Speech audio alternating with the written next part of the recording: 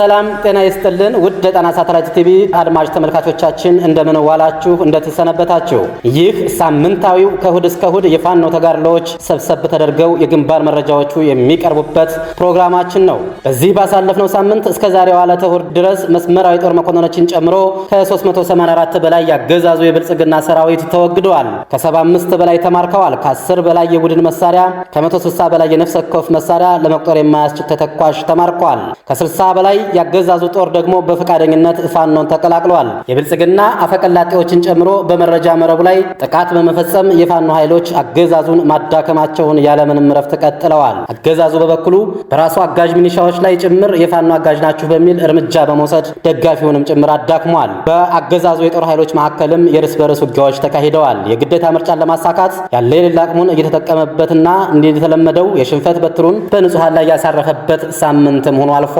ዝርዝር መረጃዎቹን እንደሚከተለው አሰናድቼ አቅርቤላችኋለሁ። እንድትከታተሉ የጋበዝኩ መረጃዎቹን ከናባሪያቸው ከዚያው ከግንባር ከተለያዩ ድርጅታዊ ህጋዊ መረጃ ቋት ከህዝቡ እንዲሁም ግንባር ላይ በመታዘብ ያጠናቀቁትን መረጃ ከወሎ ቤት አማራ ቀጠና ላይ ጀመር። በወሎ ቤት አማራ ሰማይ ሳምንቱ ሙሉ ያላባራ ውጊያ ተካሂዷል። መደበኛ ውጊያን ጨምሮ በርካታ የሽምቅ ውጊያዎች ተደርገዋል። በሳምንቱ በደቡብ ወሎ ተንታ ወረዳ ላይ የተደረገው የግንባር አውደ ውጊያ አገዛዙን ክፉኛ ጎድቶታል። 23ኛ ክፍለ ጦርን ለማጥቃት የመጣን የአገዛዙ ኃይል ስበው በማስገባትና በመደምሰስ 3 የቡድን መሳሪያና 45 የነፍስ ወከፍ ክላሽ በማረክ የተቻለበት ታላቅ ድልም ተመዝግቧል።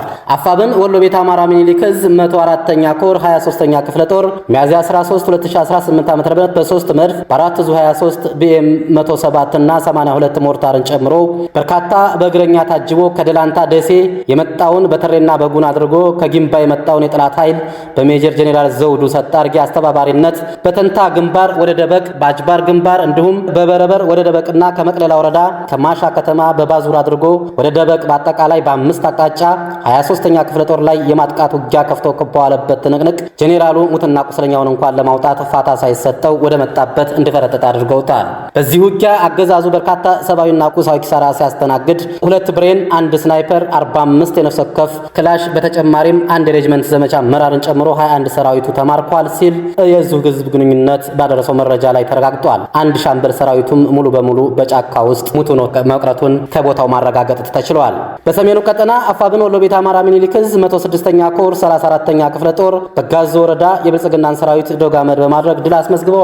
ከሚያዝያ 15 2018 ዓ.ም እስከ ሚያዝያ 16 2018 ዓ.ም ለተከታታይ 2 ቀናቶች ያስቆጠረው አውደ ውጊያ በ34ኛ ክፍለ ጦር ያገዛዙ ሰራዊት ከፍተኛ ምት ተፈጽሞበታል። የስታይሽ ከተማን በመቆጣጠርና ፖሊስ ጣቢያዎችን በፋኖዎች ቁጥጥር ስር በማድረግ ከ24 በላይ ያገዛዙ ሰራዊት አስክሬን ወርቆ ተገኝቷል ተብሏል። በዚህ ቀጠና በሽምቅ ውጊያ በተለያዩ ቦታዎች ላይ ሚሊሻና አድማ ብተናዎች ሲማረኩና ሲገደሉ በመከላከያ ወራል ላይም ጥቃት ተፈጽሟል። ከ20 በላይ ያገዛዙ ጥምር ጦር አባላት ደግሞ በፈቃደኝነት ወደ ፋኖ ተቀላቅለዋል።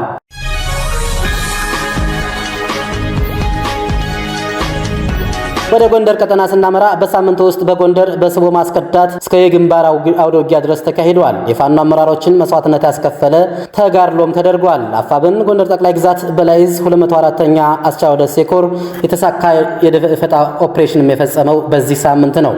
የ204ኛ አስቻው ደሴ ኮር አካል የሆኑት ጄኔራል ፈንታ በላይ ክፍለ ጦርና ፋሲል ክፍለ ጦር በጥምረት በቀን 12 ከአዲስ ዘመን አምቦ ሜዳ ቦረን መስክ እንዲሁም ከብናት እስከ ዙሃ ቦረን መስክ በሁለት አቅጣጫ ጄኔራል ፈንታ በላይ ክፍለ ጦርና ፋሲል ክፍለ ጦርን ለማፈን ቀጠናውን ነፃ ለማድረግ እንዲሁም መሃሉን ነፃ በማድረግ ሬሽን እንደልቡ ለመቀባበል በተጨማሪም የደም ምርጫውን ለማስፈጸም በማሰብ የተንቀሳቀሰ ያገዛዙ ኃይል በደፈጣ ተቀጥቅጠዋል። በዚህ ኦፕሬሽን የተገኙ ድሎች ከ20 በላይ የጥላት ኃይል ተማርኳል። ከ70 በላይ ሙትና ቁስለኛ ሆኗል። ማህበረሰቡም እንዲቀብራቸው ተደርጓል። ከ30 በላይ ቁስለኛዎች ሆነዋል። ከ50 በላይ ነፍስ ወከፍ መሳሪያዎች ገቢ ተደርገዋል። ቁጥሩ ያልታወቀ በርካታ ተተኳሽም ተማርኳል። አፋብን ሰሜን አማራ ቀጠና በላይ ዕዝ ሜጀር ጄኔራል ውባንታ አባተ 5ኛ ኮር በጉና ክፍለ ጦር ስር በአርበኛ ገብረ መስቀል ደርብ ብርጌድ የጦር መሐንዲሶቹ ታላቅ ድል ሲጎናጸፉ ውለዋል። ሚያዝያ 16 በተካሄደው ውጊያ በደብረ ታቦር ከተማ ወደ ዓለም በር ከተማ ለምርጫ ቅስቀሳ እንቅስቃሴ ያደረገ የአብይ አህመድ ታጣቂ ኃይል ካድሬውን ጨምሮ ከዓለም ሳጋ እስከ ወጁ በተደረገ አውደ ውጊያ በርካታ ኃይሉን ሲያስበላ ውሎ ተበትኗል። የብልጽግና ታጣቂ ኃይል የጥፋት እቅዱን ቅዥት በማድረግ በጉና ክፍለ ጦር በአገዛዙ ኃይል ላይ ከቀኑ 8 ሰዓት ጀምሮ እስከ 11 ሰዓት ተኩል ሰዓት በቀጠለው አውደ ውጊያ ከፍተኛ የሆነ ቁሳዊና ሰብአዊ ኪሳራ አድርሰውበታል። በዚህ አውደ ውጊያ የተገኙ ድሎች 8 ሙት 14 ቁስለኛ 2 ካሶኒና 1 አይሲዚ ሙሉ በሙሉ ከጥቅም ውጭ ሆነዋል ሲል እዙ አስታውቋል።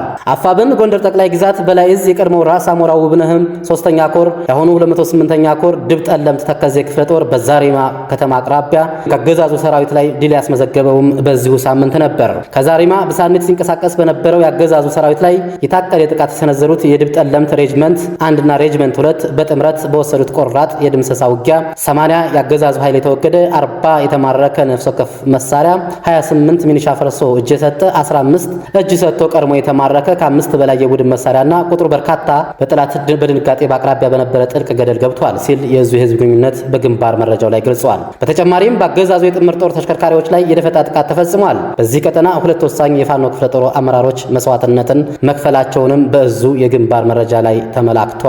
እኛም በተደጋጋሚ በተለያዩ ፕሮግራሞች ላይ መዘገባችን ይታወቃል።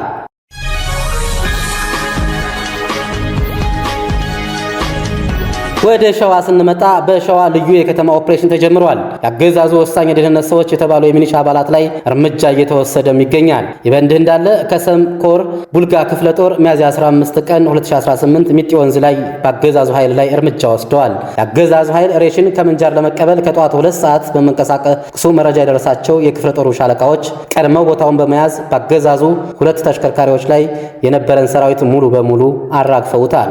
ውጊያው እስከ ቀኑ 6 ሰዓት የተካሄደ ሲሆን በአገዛዙ ላይ መጠነ ሰፊ ጥቃት ደርሶበታል። 2 መኪና ወዳውኑ ከጥቅም ውጭ ሲሆን ያገዛዙ በርካታ ሰራዊትም ሙትና ቁስለኛ ሆኖ ባልሞ ተኳሾቹ የተራገፉትን ለሞ ወደ መጣበት ተመልሷል። በተመሳሳይ በይፋትና ጥሙጋ አውራጃ አርማንያ ዙሪያ ሚያዝያ 14 ያገዛዙ ጥምር ጦር እርስ በርሱ በመዋጋት በርካታ አድማ በታኝና አየር ወለድ ሲቆስል ቀላል የማይባል ያገዛዙ ሰራዊት ተገድለዋል። በሸዋ ጠቅላይ ግዛት ሸዋሮቢት ዙሪያም ሃይማ አካባቢና ጎዜ ተራራ ላይ በተወሰደ እርምጃ የብልጽግና ምሽጎች ሲደረመሱ በርካታ ያገዛዙ ጥምር ጦር አባላት ማለቃቸውም ተሰምቷል። የፋኖ መብራቃዊ ጥቃት መቋቋም ያልቻለው ያገዛዙ ኃይል ከባድ የሆነ የሰብአዊና ቁሳዊ እንዲሁም ሞራላዊ ኪሳራ ተከናንቧል ሲል እዙ በግንባር መረጃው ላይ ገልጿል። በዛሬው ዕለትም በመራቤቴ ቀጠና በርካታ የአየር ወለድ ኮማንዶ ሲገደል መንገድ መሪ ሚኒሾችም ተማርከዋል።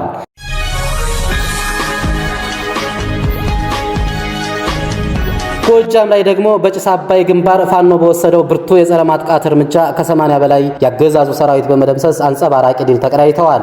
ይህ የሟቾች ቁጥር በቀጠናው ወርቆ የተቆጠረው ብቻ ሲሆን ቀሪው ኃይል ሲሸሽ በርካታ ሙትና ቁስለኛ በተሽከርካሪ ተጭኖ ተወስዷል። ስለዚህ በውጊያው የተገደሉ ወታደሮች በርካቶች ናቸውም ተብሏል። አርበኞች በወሰዱት ፈጣን እና ስልታዊ መልሶ ማጥቃት እርምጃ ያገዛዙ ኃይል መውጫ መግቢያ በማጣት በደፈጣ እስከ ሳንጃ ውጊያ ጨበጣ ድረስ በመውሰድ ከፍተኛ ሙትና ቁስለኛ አድርገውታል ሲል ተገልጿል። በተጋድሎው ያገዛዙ ጦር በፋኖ የላቀ ወታደራዊ ስልትና የሞራል የበላይነት ፊት መቆም የማይችል ልፍስፍስ ደካማና ተስፋ የቆረጠ መሆኑን በተግባር ያረጋገጠበት ነው ተብሏል። በጎጃም ቀጠና ቀድመው ነፃ በወጡ ቀጠናዎች ላይ ህዝባዊ መድረኮች እንደዚሁም ህዝባዊ ውይይቶች፣ የፋኖ የአንድነት መድረኮች ሲካሄዱ ሰንብተዋል። ለጥንቅሩ ተስፋዬ ልሳኑ ነኝ ከዛው ከትግሉ ሜዳ።